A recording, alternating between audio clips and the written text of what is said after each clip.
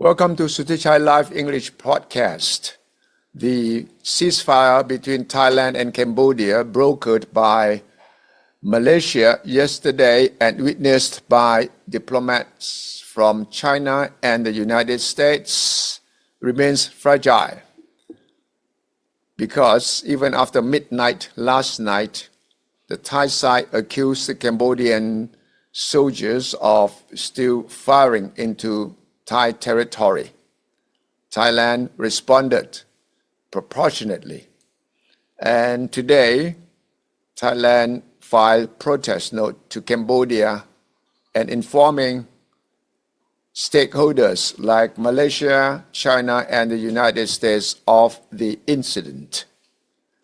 Commanders in the area, Thai side and Cambodian side, met later today and agreed on 6 to 7 points of refraining from more violence, not attacking civilians, and pulling back troops that had been concentrated near the border.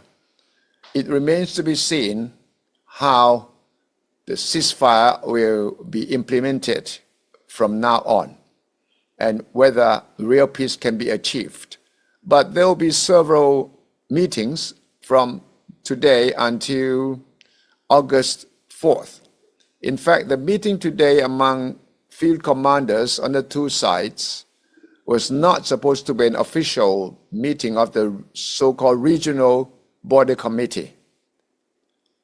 But on August the 4th, it will be at the General Border Committee level. Both sides will be headed by their defense ministers.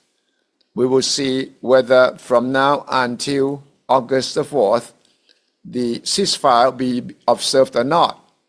There is a very important carrot and stick issue here, because President Trump called and said that if Thailand and Cambodia do not have an immediate and unconditional ceasefire, he will not resume discussions about tariff rates. But when the ceasefire was announced, President Trump was very happy. He called up Kun Phumtham, the acting Prime Minister of Thailand. He also called up Hun Manet, Prime Minister of Cambodia, and congratulated them for the agreement on the ceasefire, and mentioned that he had instructed his team to resume negotiation with both countries on tariff rates. We will see whether that will happen or not. But it is worth digging into details of the pre-ceasefire situation and post-ceasefire situation and the implications thereof. Let's get Ping and Pong to sit down and dig into it. Hi, Ping and Pong. Welcome to Suthichai Live English Podcast. Today we're embarking on, a deep dive into the truly unexpected and fast-moving developments on the border between Thailand and Cambodia. You've shared a detailed report from CNA, that's Channel News Asia, giving us a really clear timeline of events. And our mission today really is to unpack these incredibly fluid situations, understand the complex layers of context, and crucially, see what this all means for regional stability and, beyond. Just days ago, this border was engulfed in intense fighting, leading to a really significant human cost. Now, surprisingly, there's a ceasefire. But as we'll quickly discover, the path to this calm was anything but simple, and the situation is, it's far from settled. Okay, let's unpack this. It's quite remarkable, isn't it? What's fascinating here is just how quickly events have shifted on the ground and how many different, often unseen layers there are to this story. We're talking about everything from, on-the-ground military actions to high-level diplomatic interventions and perhaps most surprisingly, some powerful external economic forces. It's a prime example of how interconnected global and regional issues truly are, and it raises an immediate question. What exactly prompted such a swift de-escalation after 5 days of intense conflict? That's really the core mystery we're trying to unravel here. Because, to call this a minor skirmish would be a drastic understatement. Our sources describe 5 days of intense fighting that erupted recently, escalating far, far beyond typical border tensions. And the impact, it was genuinely devastating. This conflict was the deadliest in more than a decade, resulting in at least 38 people, mostly civilians, killed. Imagine that, 38 lives lost in just 5 days. And the human displacement is equally staggering, over 300,000 displaced. When you hear numbers like that, it really drives home the immense scale of human suffering involved, which is often just an abstract concept in these geopolitical discussions. Exactly. And when we zoom out and connect this to the broader picture, that rapid displacement and the tragic casualty count immediately underscore the urgent, profound need for a lasting resolution in these long-standing border disputes. It's a stark and painful reminder that these conflicts, even when seemingly contained to a specific area, almost always disproportionately affect civilian populations. They create these widespread humanitarian crises in an incredibly short period, disrupting lives, livelihoods, the very fabric of communities, long after the last, bullet has been fired. So against this backdrop of really heavy fighting and immense suffering, a significant breakthrough occurred. A ceasefire was agreed upon on Monday, July 28, 2025. This deal was struck between acting Thai Prime Minister Suthichai and Cambodian Prime Minister Hun Manet during a meeting in Malaysia, and it was declared effective from midnight. On the surface, it sounds like a straightforward diplomatic triumph, especially given the bloodshed. Indeed. And this rapid turnaround is precisely what makes the situation so intriguing.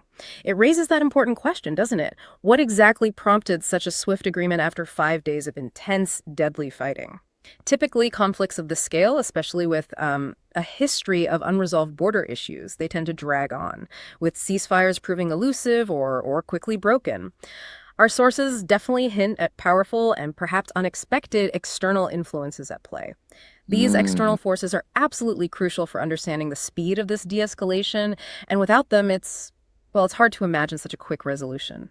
And that's where the story takes a fascinating, almost contradictory turn, because immediately after this ceasefire was supposedly in effect, we saw wildly conflicting narratives emerge about what happened on Tuesday, July 29, 2025. Let's start with the Thai army. They claimed there were attacks by Cambodian troops in at least 5 locations early on Tuesday, violating the ceasefire, and that Thailand's military retaliated proportionally. So a clear accusation of breach met with defensive action. It's a classic post-conflict tactic, isn't it? The Thai army's statement serves multiple purposes. Domestically, it projects an image of strength and responsiveness, assuring their citizens the military is vigilant and capable. Internationally, it subtly shifts blame for any continued skirmishes onto Cambodia, even as de-escalation is ostensibly underway. It's about managing perceptions, maintaining a strong posture. Right. But then we hear a distinctly different tune from Thailand's acting Prime Minister Thum. He actually played down these clashes, saying he spoke with Cambodia's defense minister and stating quite clearly, there is no escalation, and right now things are calm.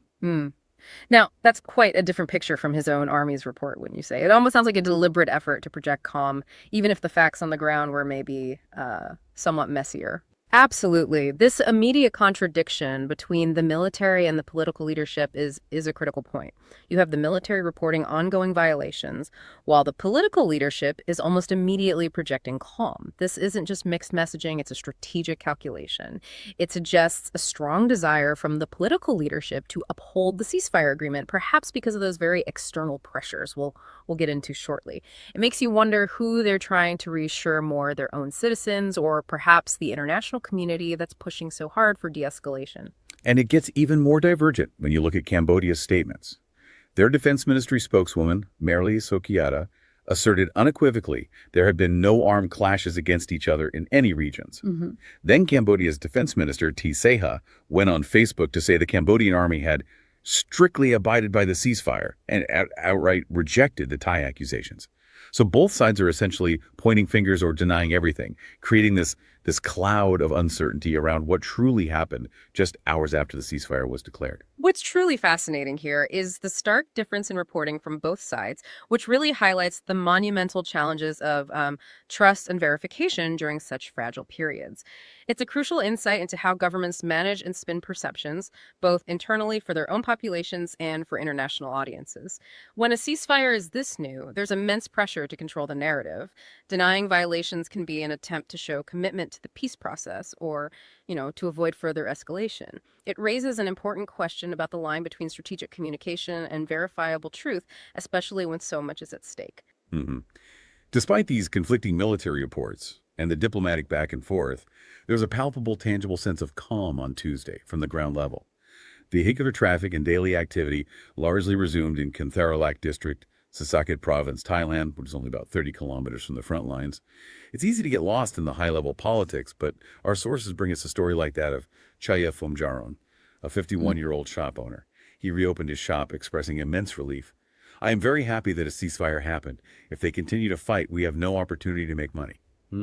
This really brings home the immediate, stark human element of what these conflicts mean for ordinary people just trying to live their lives day to day. Indeed. The resilience of ordinary citizens like Chaya Phomjaron immediately trying to rebuild their lives, it offers a powerful counterpoint to the high-level geopolitical maneuvering. It's a stark reminder of who bears the true immediate cost of these conflicts. And it's that very human pressure, the profound desire for normality and economic stability, that often creates an underlying impetus for these rapid ceasefires, even if the geopolitical reasons are what make the headlines and drive the official negotiations. People just want to get back to their lives. That immediate human impact makes you wonder, doesn't it, what truly broke the deadlock so quickly for a ceasefire? Because usually conflicts of this scale drag on, yet this one halted almost abruptly. And that's where our sources highlight a very surprising external force at play. This swift ceasefire wasn't solely an internal decision between Thailand and Cambodia. Stepping back for a moment, this quick resolution wasn't just an internal affair, as you rightly point out. Our sources reveal significant external pressure that certainly helped push things forward. This illustrates a critical point about modern geopolitics. Complex issues are rarely resolved in a vacuum. Regional powers and even global players often have vested interest, and sometimes they deploy powerful leverage to achieve their aim. That's right. Malaysia's Prime Minister Anwar Ibrahim made a sustained push for peace, acting as a regional mediator, which is interesting in itself. But perhaps most notably, U.S. President Donald Trump played a very direct and impactful role. He warned both Thai and Cambodian leaders that trade negotiations would not progress if fighting continued. Now, this is where it gets truly fascinating. Why would a trade warning from the U.S. suddenly bring a deadly border conflict to a halt? Because for these countries, the stakes are incredibly high, economically speaking. That warning absolutely hit a nerve, and for a very specific reason. Thailand and Cambodia face a hefty tariff of 36% on their goods in the U.S., which, as you said, happens to be the biggest export market. This isn't just a standard tariff, it's a punitive measure, often tied to a country's trade status or broader agreements, designed to incentivize compliance on various fronts. In this case, peace and stability. For two developing economies so heavily reliant on exports, a 36% tariff makes their goods virtually uncompetitive. It cripples industries, threatens countless jobs. So the promise of a reduction in that tariff, or even its removal, becomes a monumental economic incentive to de-escalate. It's a clear demonstration of how economic power can be leveraged for diplomatic ends. Right. And the immediate trade implications post-ceasefire were, well, immediate and tangible. After the deal was reached, Trump instructed his trade team to restart tariff talks. Thailand's finance minister, Pachai Chunavajira, expects these talks to conclude before August 1 and anticipates tariffs will not be as high as 36%. So it seems the economic carrot worked, at least in the short term, to bring about this sudden peace.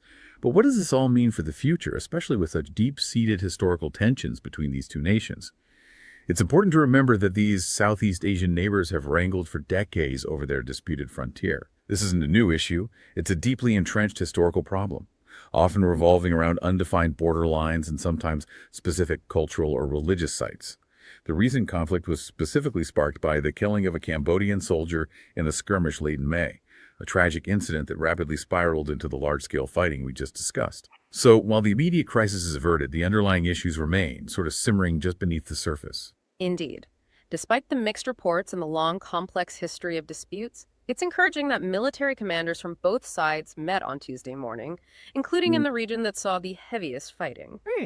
This commitment to direct communication at the operational level, even when official statements differ, is absolutely crucial for maintaining the fragile peace. It shows that even amidst public posturing, there's a practical willingness to de-escalate and prevent further bloodshed. This kind of ongoing dialogue is often the first step in building the trust needed for long-term stability. And looking ahead, a significant diplomatic meeting is scheduled for August 4th in Phnom Penh. This will be a multifaceted gathering, including Thai leaders, as well as Cambodian Defense Ministry leaders, diplomats, and foreign military attachés. This indicates a clear, established path forward for dialogue that goes far beyond just the immediate ceasefire, aiming to address the deeper, unresolved issues that have plagued this border for so long. It suggests a commitment to a more comprehensive diplomatic solution, even if it's bound to be a long and complex road. So in this deep dive, we've covered the rapid de-escalation of a deadly border conflict, the immediate devastating impact on civilians, and the surprising potent role of international economic leverage in brokering this fragile peace. It's a complex situation that moved with astonishing speed, revealing the interconnectedness of military actions, political narratives, and global economic pressures. This deep dive truly illustrates that resolving complex geopolitical issues often involves far more than just military might or traditional diplomacy. It's a delicate, intricate dance of strategic communication, economic incentives, and crucially, the sheer desire of people on the ground for peace and stability. This raises an important question for you, the listener, to consider. How will these long-term historical tensions be truly managed as external pressures inevitably shift? And will economic incentives ultimately be enough to foster a lasting peace, or will deeper, more fundamental solutions be required? Thank you for following Suthichai Live English Podcast. Thank you. Ping and Pong. And stay tuned for the next episode of Suthichai Live English Podcast. We'll keep you up to date on the latest developments, analysis, and perspectives from all around. Thank you for following Suthichai Live English Podcast. Bye-bye. 1.5 ล้านแล้วครับ 1,500,000 คนผู้ที่ติดตาม Subscribe สุทธิชัย Live ใน YouTube ขอบคุณทุกท่านนะครับที่กดแชร์กดไลค์และขอบคุณเป็นพิเศษสำหรับผู้ติดตามสุทธิชัย Live ใน YouTube ที่กด Super Chat Super Sticker เป็นกำลังใจให้กับทีมงานของผมครับ 1.5 ล้านวันนี้ตั้งเป้า 2 ล้านก่อนสิ้นปีขอบคุณทุกท่านที่ช่วยกันครับ